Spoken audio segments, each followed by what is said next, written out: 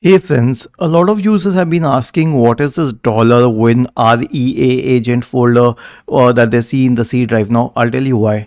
When they see this dollar symbol, they think that it could be a virus.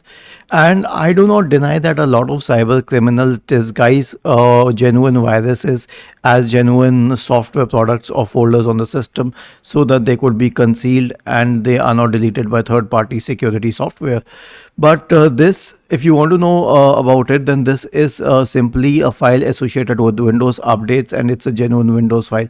Yes, a virus could be named the same as a genuine file, so that's a different case, but this is also a genuine file. Okay, so you can get it checked by running a security scan if you want to, but originally this is just a genuine file.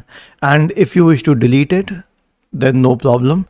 Search for disk cleanup in the Windows search bar, click on disk cleanup, select OK, check all of these files here, click on OK, then click on delete files, wait for it to clear all of these files, and this REA agent will also be deleted.